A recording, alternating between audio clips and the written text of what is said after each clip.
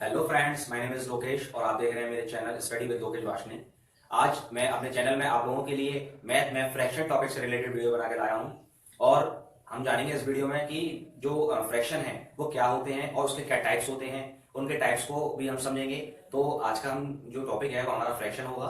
और वीडियो को स्टार्ट करने से पहले आप सभी लोगों से मैं रिक्वेस्ट करना चाहूंगा कि मेरी वीडियो को लाइक करें और शेयर करें और चैनल को सब्सक्राइब करें। फ्रेंड्स, स्टार्ट करते हैं आज की वीडियो और वीडियो में जानते हैं कि क्या होता है फ्रैक्शन। फ्रैक्शन एक भिन्न होती है या उसको हम कहते हैं एक पार्ट होता है। किसी एक पूरी चीज का कोई एक छोटा सा हिस्सा होता है। जैसे अगर हम समझें कि अगर हमारे पास कोई एक सर्किल है और सर्किल में ये चार पार्ट्स हैं, इसके चार पार्ट्स हैं। इन चार पार्ट्स में अगर हम एक पार्ट को फिल कर दें या भर दें तो इस पार्ट का पूरे सर्किल के रेस्पेक्ट में क्या फ्रैक्शन होगा, वो फ्रैक्शन हमारा 1/4 होगा। मतलब ये 4 जो होता है वो टोटल नंबर होते हैं और जो 1 होता है वो उसमें शेडेड पार्ट होते हैं। या फिर अगर हमने यहाँ पर शेडेड पार्ट के लिए पूछा है, अगर हम अनशेडेड पार्ट के लिए फ्रैक्शन पूछें कि अनशेडेड कितने हैं 1, 2 और 3, इसका मतलब 3 इसके जो पार्ट है वो अनशेडेड है, मतलब भरे हुए नहीं है। तो उसकी जो फ्रैक्शन होगा वो फ्रैक्शन 3/4 होगा। यहां पर जो 3 है या 1 है इनको हम न्यूमिनेटर बोलते हैं, न्यूमिनेटर। और ये जो 4 है उसको हम बोलते हैं डिनोमिनेटर, डिनोमिनेटर। ठीक है ना फ्रेंड्स, इसको हम हिंदी में अंश और डिनोमिनेटर को हर बोलते हैं। ठीक है ना फ्रेंड्स, तो इसमें जो 3 है वो क्या हो गया, न्यूमिनेटर हो गया, और जो 4 है वो डिनोमिनेटर हो गया। ठीक है ना। ऐसे दूसरा अगर हम एग्जांपल समझते हैं कि एक हमारे पास कोई स्क्वायर है, इस स्क्वायर को हमने 3 पार्ट्स में डिवाइड कर दिया। क्या कर दिया, 3 पार्ट्स में डिवाइड कर दिया और इसको हमने इसके जो 2 पार्ट्स हैं वो फिल कर दिए। ठीक है ना। तो इस जो शेडेड पार्ट का जो फ्रैक्शन है, शेडेड पार्ट का जो फ्रैक्शन होगा वो कितना होगा, फ्रैक्शन 1, 2, क्योंकि 2 इसके भरे हुए हैं इसीलिए इसमें 2 तो इसका न्यूमिनेटर में आएगा। और इसमें जो टोटल पार्ट है 1, 2, 3 कितने हैं, 3, तो 3 जो है वो इसका डिनोमिनेटर में आएगा। इसका मतलब क्या हुआ कि जो 3 पार्ट है, टोटल 3 इसके हिस्से हैं, उसमें से 2 हिस्से शेडेड हैं। ठीक है ना। और अगर हम अनशेडेड पार्ट के लिए बात करें, अनशेडेड पार्ट्स के लिए बात करें तो अनशेडेड पार्ट इसमें कितने हैं, 1 है, तो 1 क्या हो गया, इसका न्यूमिनेटर हो गया। और 1, 2, 3 जो है वो इसके टोटल नंबर है, टोटल पार्ट्स हैं, तो उनको हम डिनोमिनेटर में करेंगे। तो ये हमारा क्या हो जाएगा, ये हमारा फ्रैक्शन हो जाएगा। ठीक है ना, ये क्या हो जाएगा हमारा फ्रैक्शन। तो फ्रैक्शन ये वो हिस्सा होता है जिसको हम पता लगाना है या जिसको हमें तोड़कर बताना है कि ये इतना हिस्सा हमने ले लिया। जैसे हम पिज्जा खाते हैं तो पिज्जा किस तरीके का होता है, ऐसा गोल होता है। अब पिज्जा में से हमने कितने पार्ट्स निकाले, जैसे इसको हमने 4 पार्ट्स में डिवाइड किया हुआ है या 5 में कर दिया, 1, 2, 3, 4, 5। इसका मतलब इस पिज्जा को हमने 5 पार्ट्स में डिवाइड कर रखा है। अब हमको एक पार्ट इसमें से निकाल लेना है, मतलब 5 ये हो गया, इनमें 5 में से एक पार्ट हमने निकाल लिया। तो जो रह गए वो कितने रह गए, 1, 2, 3, 4 पार्ट रह गए।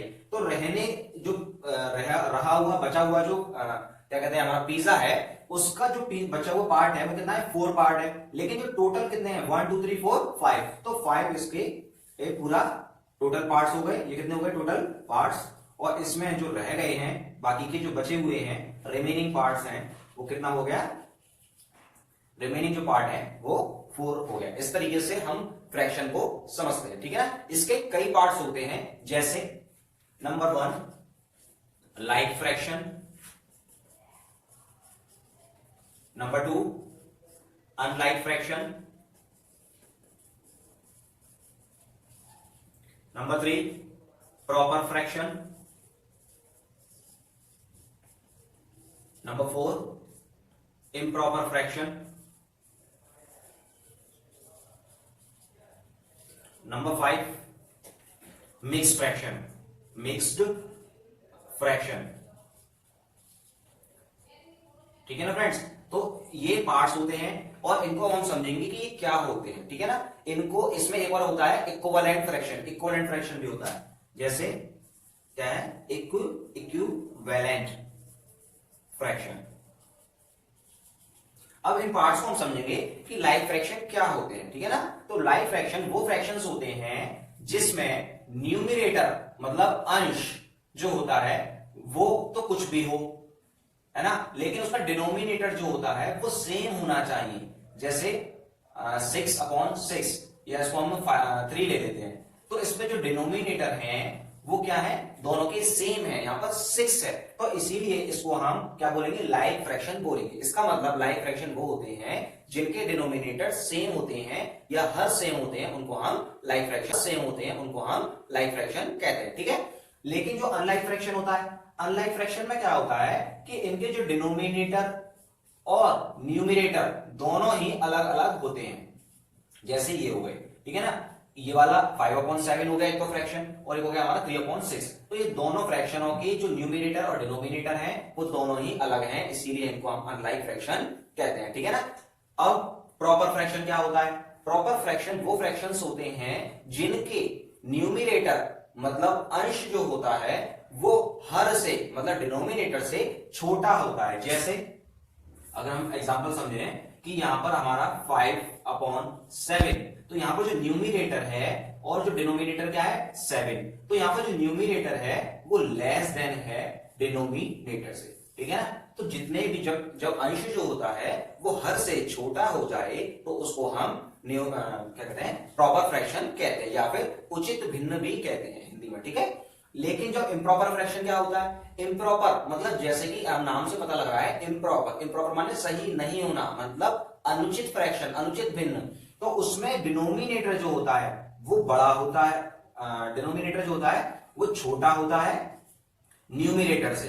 जैसे एग्जांपल अगर हमने इसका, तो 7/3, ठीक है ना। तो यहां पर जो न्यूमिनेटर है वो बड़ा हो गया, किससे, डिनोमिनेटर से, मतलब 3 से। तो न्यूमिनेटर, ऐसे हम और एग्जांपल भी ले सकते हैं, जैसे इम्प्रॉपर फ्रैक्शन का 8/5, या न्यूमिनेटर जो है वो डिनोमिनेटर से बड़ा है, इसका मतलब ये हमारा इम्प्रॉपर फ्रैक्शन होगा, ठीक है ना। और प्रॉपर फ्रैक्शन के लिए अगर आपको ऐसा समझ में नहीं आता या याद नहीं रख पाते हो आप, तो एक आपको मैं ट्रिक बताता हूं कि N for nurse, N for क्या होता है, नर्स होती है, और D फॉर डॉक्टर होता है, ठीक है ना।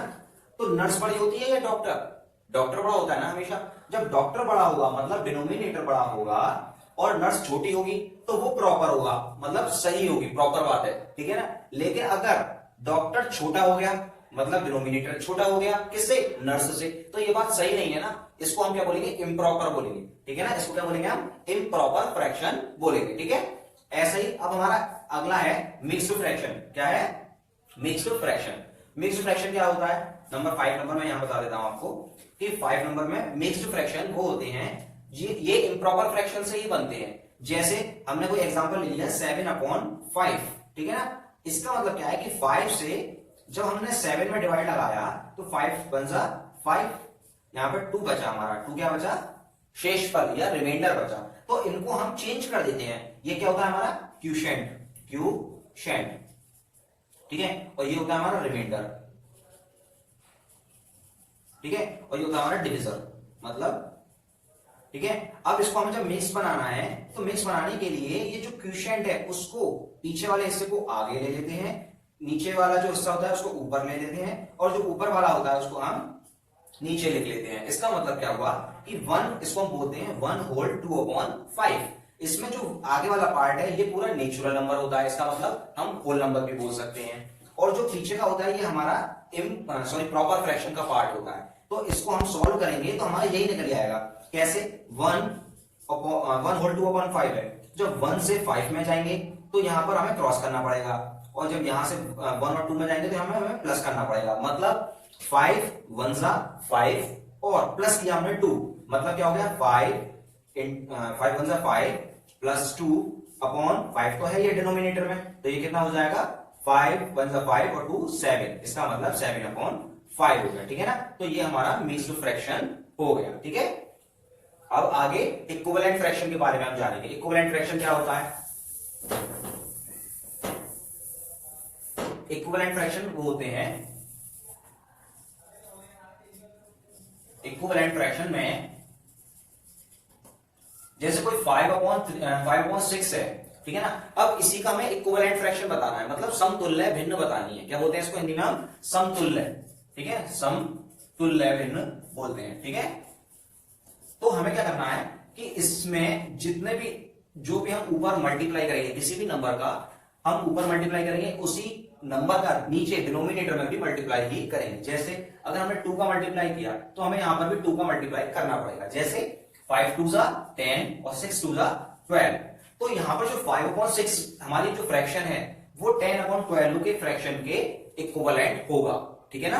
कैसे पता चला हमें? अगर हम इसको रिड्यूस करें या काटें, कैसे काटें? 2 के पहाड़े से काटें तो 2 पंजे 10 और 2 छक्के 12, तो ये हमारा कितना आ गया? 5/6 आ गया, जो कि हमारा पहले से ही था।